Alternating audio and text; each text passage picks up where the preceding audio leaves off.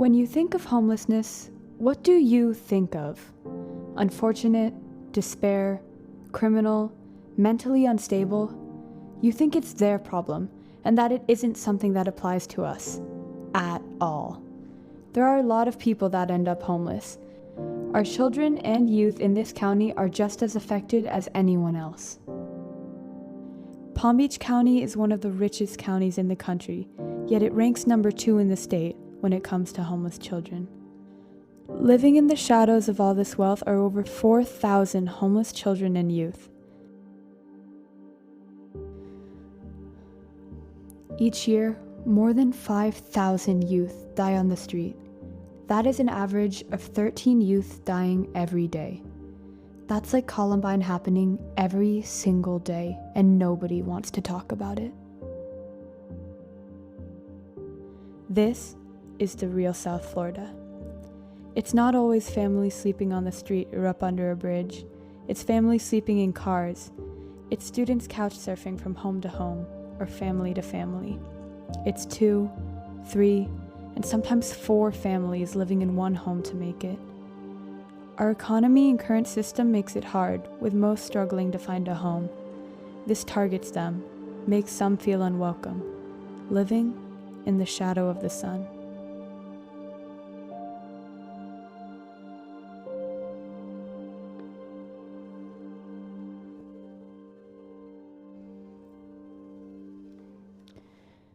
Homelessness is a recurring problem that has many shapes and forms.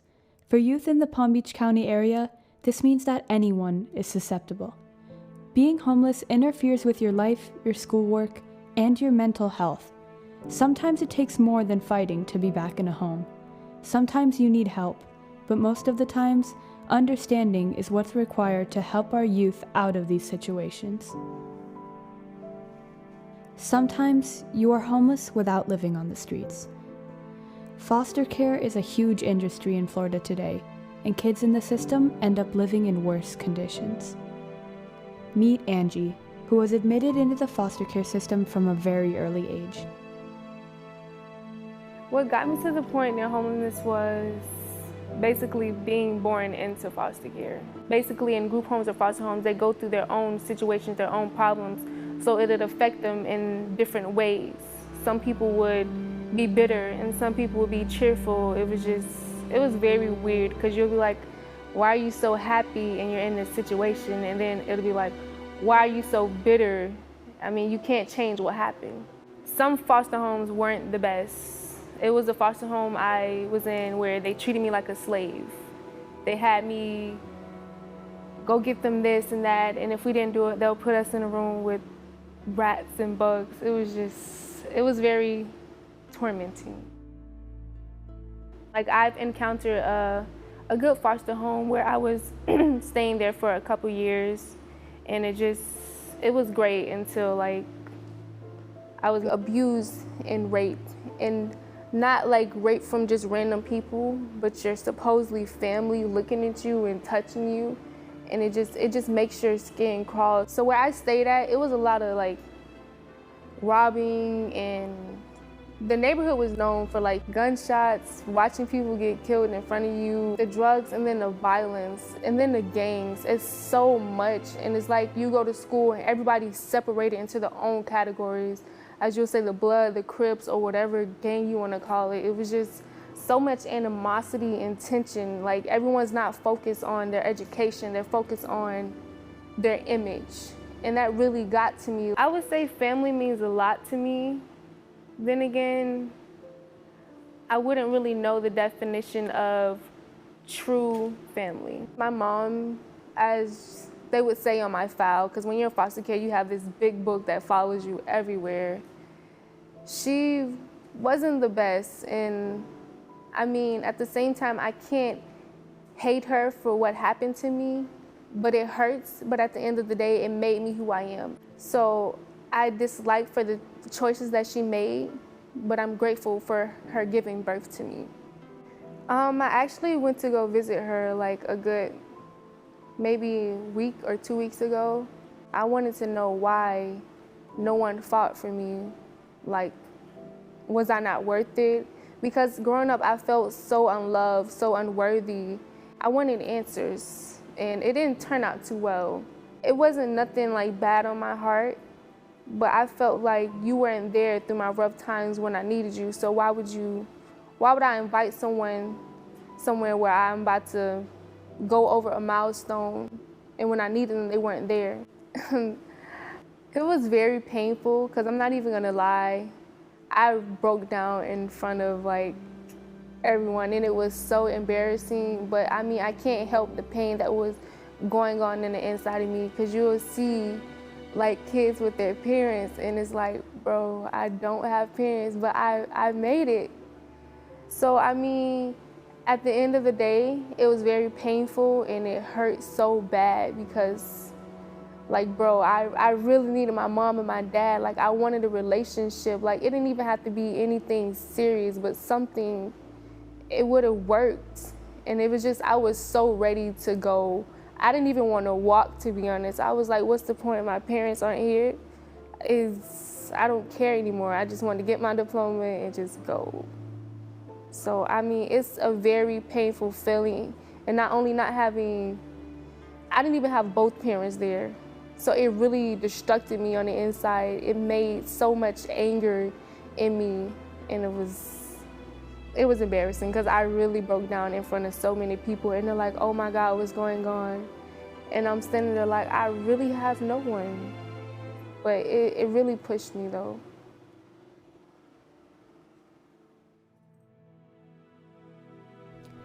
Some people are one paycheck away from being homeless, or they are stuck in a situation where their job isn't enough to afford a home here. Family isn't always there for you, and people can be stuck alone on the streets. Having a roof over your head is hard to come by for some young adults who have found themselves all alone.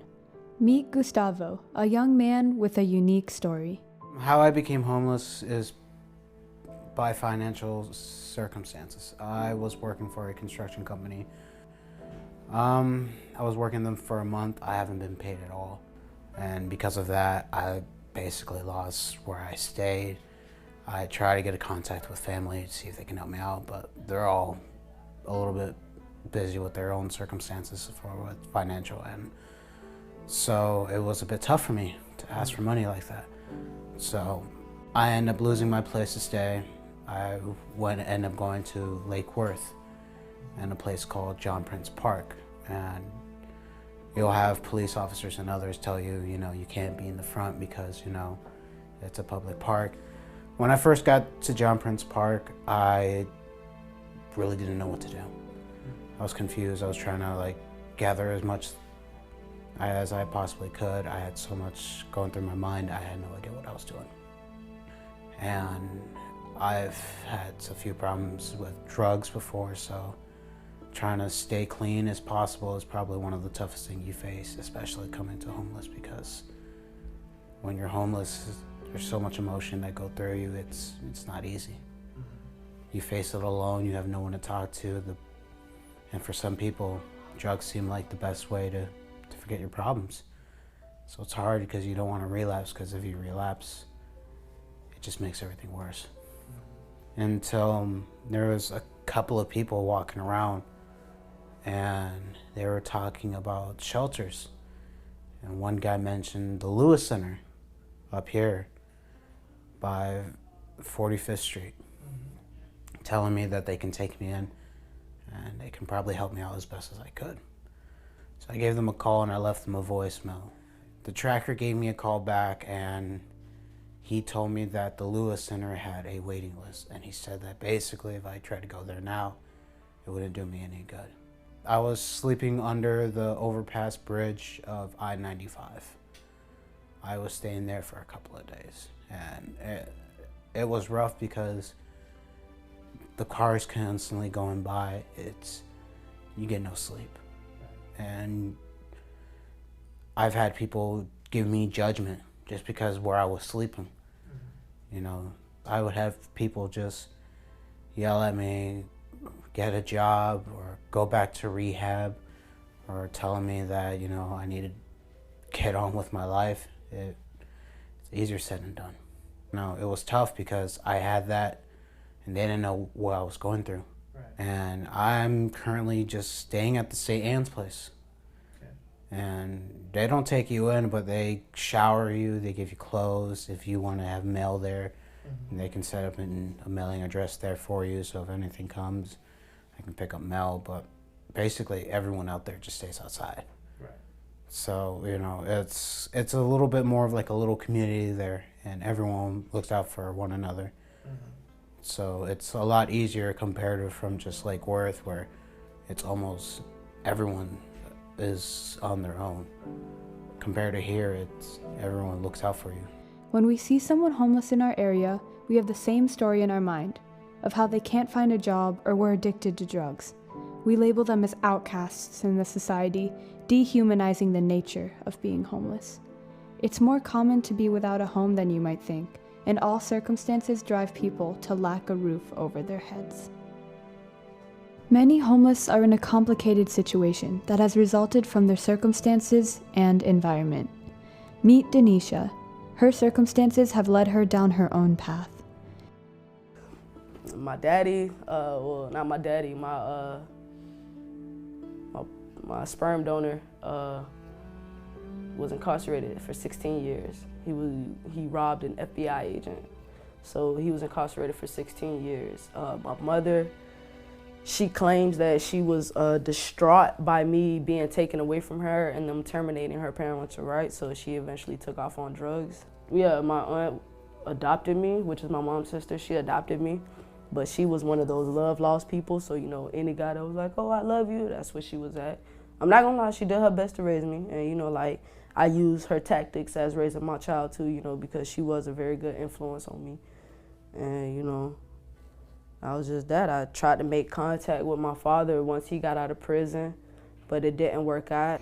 And, you know, my mother, she was wherever her boyfriend was, that's what she was. So I couldn't call on nobody else but God. Everything started off good when I was in foster care, in all honesty. When I turned 18, that was the real struggle because I hadn't graduated and I was focused on living my own life because I thought I knew everything.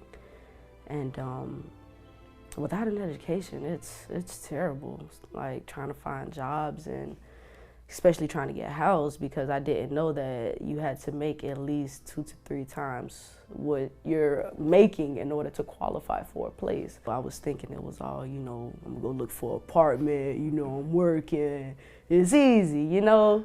But it's nothing like that. It's a complete mirage. I ended up getting back in contact with foster care. I got in contact with my caseworker, you know, got back in school. Still hadn't graduated at the time, but they did assist me with getting my own place. I was young, so everything was based off of, you know, friends, how they felt about me, and I didn't take life as serious as I should at a young age. So, you know, I was partying and I was selling dope, I was selling all type of drugs, you know, anything to keep money in my pockets. But it didn't work out that way. I got caught up in a lot of stuff with guns. I ended up going to jail for a while. Bouncing back and forth from Palm Beach to Belgrade for 8 months almost. And my turning point was when I went in confinement. I got into a fight when I was incarcerated. And I was in the hole for like 30 days. And like I was just sitting there, you know, like praying and talking to God, you know, and I was like, you know, I really want to get it right. You know, I don't want to be who my parents are. I don't want to be like my mother and my father or anybody else in my family who wasn't successful. I don't want to be like that. And I was like, what is it going to take? You know, I don't want to be that example of getting shot 7, 8 times, paralyzed, sitting in a wheelchair the rest of my life. Like, I got enough issues up here, you know what I'm saying? I don't need physical issues too, you know. And then I got out on probation. After that, I just been trying to stay away from that side of the tracks. And it was hard because I didn't have no one I could depend on. You know, growing up in foster care, I didn't really know my family like that. I was homeless about a year, but, you know, like pillow to posting, I always tried to make sure I had somewhere to stay. It was even a point I was sleeping in the back of my homeboy's van. Like, and the back windows were shot out of it because at the time I was living in Firehouse right here in Rivera. And there was a war between Monroe Heights and Firehouse. So, you know, like every day there was constantly like shooting. And, like one night I was sleeping in the back of the car and like the bullet went flying through the window. But like I thank God I was sleeping because, you know, had I been, you know, up trying to be nosy, you know, I wouldn't be sitting here right now. Right. But yeah, like I was homeless about a year, you know. dating different girls because I ain't had nowhere to stay, and just, you know, just really out there. Out there. You have different definitions of out there. So you got some people who work and still sell their traditional drugs, and then you got some people who have absolutely no option, where there's no education, so they don't qualify for a high-paying job, or if they have a terrible background, which means they can't get a good job. So the only other thing to do is sell drugs, pimp, or in some female cases, prostitute, steal, whatever you have to do to survive. But my thing is, it's all about what you're doing, well, why you're doing what you're doing, you know? Because, you know, if you're doing it to feed your kids, that's one thing, you know? But if you're just doing it to be, you know, to have some weed to smoke for the night, I don't agree with that. But that's basically like what it is, you know? How they said in the streets, you get in there how you live, you know? And it's different because, you know, it's not, it is about race, but it's not about race. The majority of the Caucasian people, they already have their life pretty much set for them.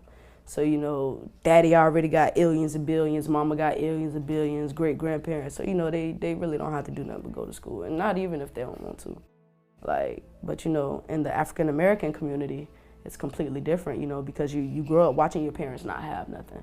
So the average African-American child looks, especially like mom or dad, whoever showed you the most love, they're gonna be like, man, look, I don't want my mom, I want to see my mom struggling like that. Like, I'm old enough now, I can make it happen now.